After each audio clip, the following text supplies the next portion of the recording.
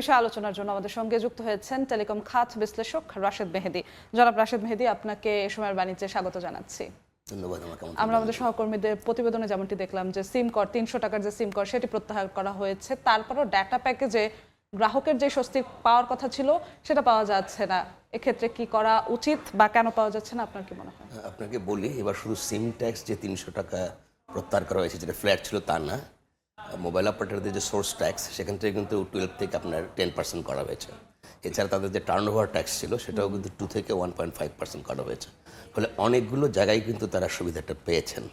কিন্তু সমস্যাটা হলো যে গ্রাহক পর্যায়ে আমরা যারা ভোক্তা তাদের উপরে যে ট্যাক্সটা ছিল সেটা 15% ভ্যাট বলেন, 15% এসডি বা সম্পূরক শুল্ক যেটা বলি আমরা, এবং 1% সারচার্জ, মানে এটা কিন্তু এখন আমাদের প্রতি রয়ে গেছে। মানে 100 টাকা আপনি যদি ভরেন তাহলে আপনার মোটামুটি ধরেন প্রায় 40 টাকার মতো আপনাকে দিতে হচ্ছে গভর্নমেন্টকে। তো এইরকম একটা অবস্থা কিন্তু আছে। কিন্তু আমি যেটা এখানে একজন মোবাইল অপারেটর কর্মকর্তার বক্তব্য শুনলাম যে এই ট্যাক্স ছাড়ের সঙ্গে প্রোডাক্টের কোনো সম্পর্ক নাই, এই বক্তব্যটি হাস্যকর এবং গ্রহণযোগ্য নয়। কারণটা হচ্ছে আমার যে ট্যাক্সটা আমি যেটা দিচ্ছি, আমি 100 টাকা মোবাইল ফোনে ইনসার্ট করার পরে যে 40 টাকা গভর্নমেন্টকে ট্যাক্স দিচ্ছি সেটা তো আমি দিচ্ছি, এটা আপনি দিচ্ছেন না। আপনি কালেক্টর, আপনি আপনার মেশিনে যাচ্ছে, আপনি কালেক্ট করে গভর্নমেন্টের কাছে পরিশোধ করছেন। ফলে এর সঙ্গে তো আপনার কোনো সম্পর্ক নেই। আপনাকে যে 12 থেকে 10% করলো, আপনার টার্ন ওভার যে 0.5% কমালো, আপনি যে সিম ট্যাক্স লাগছে না, এটার সুবিধা আপনি আমাকে কে দেবেন? আমি সিম ট্যাক্সও বাদ দিলাম, যে সিম ট্যাক্স আসলে আমি দিতাম, উনি দিতেন না। কিন্তু উনি কী করতেন, সংযোগ বাড়ানোর জন্য হয়তো সিম ট্যাক্সটার দায় কিছু ক্ষেত্রে নিতেন। সেই দায়টা তার নিতে হচ্ছে, এটা তার জন্য একটা বড় সুবিধা। কিন্তু টাকাটা কিন্তু আসলে গ্রাহকই দিতেন। অনেক সময় গ্রাহকের কাছ থেকে নেওয়া হতো না যেন সংযোগটা বিক্রি হয়, কারণ তিনি অন্য অন্য ট্যাক্স থেকে তুলে নেবেন তার রেভিনিউর জন্য। এখন আপনি যখন বলছেন যে প্রোডাক্টের কোনো সম্পর্ক নাই, এটা আসলে গ্রাহককে এক ধরনের ধোঁকা দেওয়া। কারণ আপনি যদি আপনি যে কিন্তু ওই যে 12 থেকে 10% করেছে, 0.5% ওখানে কমিয়েছে, আপনাকে বিভিন্ন জায়গায় ভ্যাটের রিয়াতি সুবিধা দেওয়ার কথা বলেছে। সেই ক্ষেত্রে আপনি কেন এই যে 350 টাকার প্যাকেজ যেটা সেটা 340 টাকা করতে পারবেন না? ওর ওপর যে ট্যাক্স হবে, আপনি যদি 350 টাকার উপরে আমি যদি 40% একটা ট্যাক্স টাকা আসে না, উনি যদি কমিয়ে 320 টাকা করে, আমার ট্যাক্সও তাই হবে। তো আপনি তো অলরেডি ইন্টারনালি ট্যাক্সের রেয়াত পাচ্ছেন, তো সেটার বেনিফিট আমাকে দেবেন না কেন? এটা আসলে তারা এখন, মানে আপনি যতই সুবিধা দেন না কেন, তারা আসলে সুবিধাটা আমাদের বলছেন যে ডাটা প্যাকেজের দাম কমানোর জন্য কমাবে না। যথেষ্ট কারণটা নয়। হচ্ছে আরেকটা বলি, কারণ আমাদের এখানে কিন্তু যে জিনিসটা হয় না, মানে আমি একটা জিনিস দেখা হবে যে বর্তমানে আসলে মোবাইল অপারেটরদের ক্ষেত্রে বিটিআরসি বা নিয়ন্ত্রক সংস্থার যে রেগুলেশন থাকার কথা সেটা নাই। ফলে এখানে প্যাকেজের নামে যা খুশি তাই হচ্ছে। এখানে আপনার ইচ্ছে মতো দাম নির্ধারণ করা হচ্ছে, কোয়ালিটি অফ সার্ভিসের কোনো বালাই নাই। দুনিয়ার কোথাও তারা এখন কি আপনার ওয়াইফাই সার্ভিস দিচ্ছে, সেই ওয়াইফাই সার্ভিসে তারা ফেয়ার ইউজ পলিসি ইউজ করতেছে। মানে আমি আপনাকে 1000 টাকা মাসে দিব, তার মধ্যে আপনি এপিপি ইউজ করে দেবেন, তার মানে কি আপনি আমার স্পিড কমাচ্ছেন। আপনি বলতেছেন ব্রডব্যান্ড দিচ্ছেন, সেই ব্রডব্যান্ড আপনি ফেয়ার পলিসি ইউজ করতেছেন। নিয়ন্ত্রক সংস্থা কোথায়? নিয়ন্ত্রক সংস্থার টেলিকম সেক্টরের অন্য যে কোনো ক্ষেত্রে তাদের যতটুকু রেগুলেশন আছে, মোবাইল অপারেটরদের ক্ষেত্রে কোনো রেগুলেশন নাই, কোনো এনফোর্সমেন্ট নাই। যেই কারণে তারা এই সমস্ত কথা বলতে পারে যে আমরা ডাটার প্যাকে আমি সুবিধা দেবো করতে, কিংবা সেই রেগুলেশনটা আনার ব্যবস্থা হচ্ছে না কেন? এখন নেই কেন আমি জানি না আসলে, কারণ এটা তো বিটিআরসি যারা দায়িত্বশীল তারা বলতে পারবেন। তাদের সঙ্গে তারা কেন নিচ্ছেন না? যখনই আপনি এই যে ওয়াইফাই সার্ভিস দেওয়ার নামে কোনো একটা কোম্পানি তার প্যাকেজে ফেয়ার ইউজ পলিসি দিচ্ছে, যেখানে 4G গোটা বাংলাদেশ নেবেল না, 4Gর নামে স্পেশাল প্যাকেজ দেওয়ার কথা তারা বলছে, এগুলো তো গ্রাহকদের সঙ্গে ধোঁকা দেওয়া। তো সেটা ধরবে কে? আমরা বহুবার বলেছি, কিন্তু বিটিআরসির কর্ণপাত করে না। কেন করে না সেটা বিটিআরসি কর্মকর্তারা হয়তো বলতে পারবে। কোন ধরনের রেগুলেশন থাকলে এই বিষয়গুলো কমে আসবে এবং গ্রাহকের স্বচ্ছতাটা নিশ্চিত হবে? এটা রেগুলারলি দেখতে হবে। আমি বলি যেটা হচ্ছে যে এই যে প্যাকেজ নিয়ে যে অরাজকতা, প্যাকেজটাকে সিম্পলিফাই করতে হবে। একটা মোবাইল অপারেটর যদি তাদের ওয়াইফাই প্যাকেজে, মানে জিজিপি5 বলেন, রবি5 বলেন, বাংলালিংক ওয়াইফাই বলেন, সেই প্যাকেজে যদি আপনার মাসে 1000 টাকায় আনলিমিটেড ইন্টারনেট দিতে পারে, তাহলে মোবাইল যখন আমি সিমে ভর্তিছি আমার স্মার্টফোনে, তখন কেন তার দাম ভাই 10 জিবির দাম 350 টাকা হবে, কিংবা আপনার 20 জিবির দাম 600 টাকা হবে? এটা তো মিলল না। কারণ আপনি ওইখানে দিচ্ছেন আনলিমিটেড, এখানে এসে আমাকে সেগমেন্টেড করে দিচ্ছেন। আবার আপনি 1 ঘন্টার জন্য আমাকে দিচ্ছেন 20 জিবি প্যাকেজ, ধরেন 5 টাকায়। 5 টাকা দিয়ে 1 ঘন্টার জন্য কি 20 জিবি ইউজ করতে পারবেন?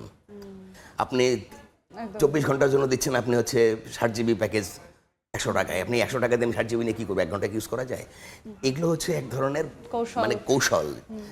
একটা হিসেব করা দরকার যে তারা আসলে কী পরিমাণ ব্যান্ডউইথ কেনে, সে ব্যান্ডউইথ ইনসার্ট করে কী পরিমাণ ডাটা ভলিউম তৈরি করে, সেই ভলিউম আসলে আমাকে তার কস্টিংটার মধ্য দিয়ে আমার কাছে আসতে কত খরচ হয় তার উপর মানদণ্ড করে একটা প্যাকেজের দাম নির্ধারিত হওয়া দরকার। বাংলাদেশে এটা কখনোই হয় নাই, এবং এটা বলে যে কস্ট মডেলিং করলে নাকি দাম আরও বাড়বে। এই যুক্তি আমি জানি না কীভাবে বলে, সবকিছু গিয়ে ভোক্তার ঘাড়েই পড়ছে, ভোক্তার গাড়ির উপর ছেড়ে দেয়, এবং নিয়ন্ত্রণ সংস্থা আসলে এই জিনিসগুলোকে দেখে না। ফলে মোবাইল প্যাকেজ নিয়ে, বিশেষ করে মোবাইল ডাটা প্যাকেজ নিয়ে আমাদের এখানে নানান ধরনের চলছে, এবং তারা এই যে বাজেটের ছাড় দেওয়ার পরেও তারা বলছেন যে আসলে আমাদের তাদের প্রোডাক্টের কোনো ছাড় দেওয়া সম্ভব না। এটা আসলে মানে এক্ষেত্রে কী হবে জানেন, পরবর্তীতে কিন্তু ওই অর্থ মন্ত্রণালয় আবার চিন্তা করবে যে ওনাকে তো ছাড় দিয়ে গ্রাহকের লাভ হয় না, গভর্নমেন্টও চিন্তা করবে লাভ হয় না, তখন আবার ট্যাক্সটা বাড়াই দেবে, যেহেতু উনি ছাড় দিতে রাজি না, যতই যুক্তি দেন উনি অন্যদিকে চলে যাবেন। সেই ট্যাক্স বাড়ানোর পর কি আবার গিয়ে তারা ডেটা প্যাকেজের দামগুলো আবার এই অজুহাতে না, বাড়িয়ে আমি দিবে? যদি ওনাকে যদি 12% থেকে 10% ট্যাক্স তার আপনার ইয়ে নামানোর পরে তার যে সোর্স ট্যাক্স, এই 2% বেনিফিট আমাকে কিছু দেবেন না উনি? দেওয়া তো উচিত, তো সেটা উনি দেবেন না কেন?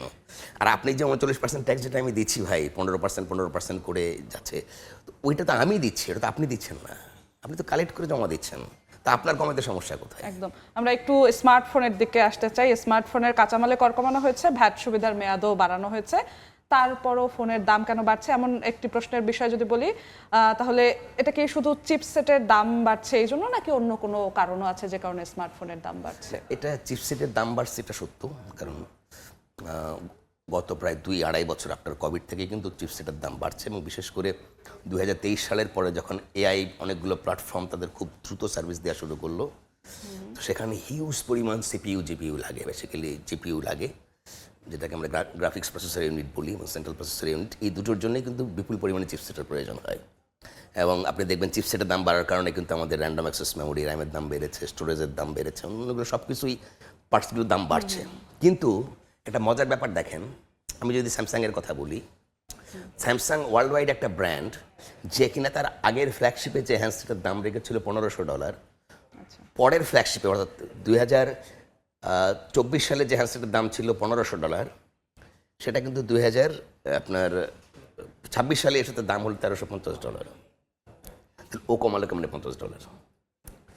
মানে কোনো না কোনো বেনিফিটস তাকে দেওয়া হয়েছে, যেহেতু একটা দাম বাড়ছে, তার গভর্নমেন্ট তাকে ট্যাক্সের কোনো রেয়াত দিয়েছে, বা অন্য অন্য জায়গায় সে এটা ব্যালেন্স করেছে, করে সে কিন্তু আসলে প্রোডাক্টের দাম আরও কমাইছে। কারণ যদি সে ক্রমাগত দামটা বাড়ায়, তাহলে আমরা যারা কনজিউম করছি তাদের তো একটা ক্যাপাসিটি আছে, এই ক্যাপাসিটির দিকে খেয়াল রাখতে হয় তার। কিন্তু বাংলাদেশে যেটা হলো, এবার দেখেন হ্যান্ডসেটে কিন্তু বিপুল সুবিধা দেওয়া হয়েছে একটা, বিশেষ করে এখানে আপনার প্রায় 22 ধরনের যন্ত্রাংশতে কিন্তু আপনার 5% 2% থেকে কমিয়ে 1% করা হয়েছে।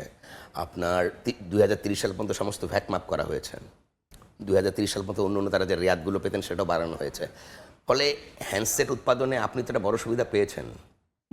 চিপসেটের দাম যেটুকু বেড়েছে তার সঙ্গে মিনিমাইজ করে আপনি কিছু দাম কমাতেই পারেন, কিন্তু এটার অজুহাতে দাম আপনি বাড়ায় দিলেন, আমরা যেটা রিপোর্টে দেখলাম যে 3 থেকে 15,000, এটা একেবারে অযৌক্তিক।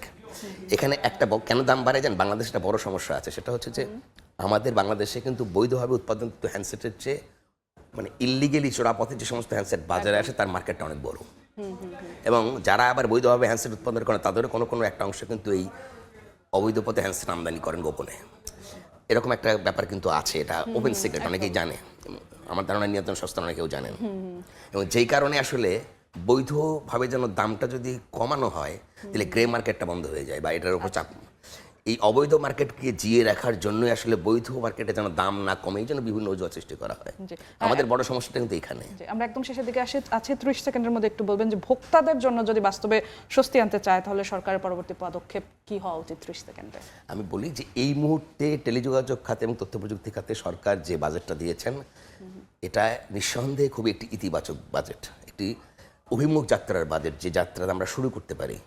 কিন্তু সেটা যদি ভোক্তা পর্যায়ে সুবিধা আনতে হয়, তাহলে যারা নিয়ন্ত্রক সংস্থা আছে, টেলিযোগাযোগ খাতের নিয়ন্ত্রক সংস্থা যারা বিটিআরসি, তাদেরকে এনফোর্সমেন্টে যেতে হবে, যারা আসলে এই ট্যাক্সের সুবিধা নিয়েও জনগণের জন্য কোয়ালিটি অফ সার্ভিস নিশ্চিত করছেন না, জনগণকে ন্যায্য মূল্যে যে প্রোডাক্টটা দেওয়ার কথা সেটা দিচ্ছেন না, এবং এই যে এনইআইয়ের হ্যান্ডসেটের যে গ্রে মার্কেট বন্ধের জন্য এনইআইয়ের যে পদক্ষেপটা নেওয়ার কথা, এটা আসলে যেনতেনভাবে না, গোটা বিশ্বে কোন মডেল ফলো করা হয় সেই মডেল অনুযায়ী যদি তারা করেন তাহলে কার্যকর হবে। জি, আপনাকে অসংখ্য ধন্যবাদ আমাদের সঙ্গে যুক্ত হওয়ার জন্য। আপনাকে ধন্যবাদ। দর্শক, টেলিকম খাতের নানান বিষয় নিয়ে আলোচনার জন্য আমাদের সঙ্গে স্টুডিওতে যুক্ত হয়েছিলেন মেহেদী রাশেদ।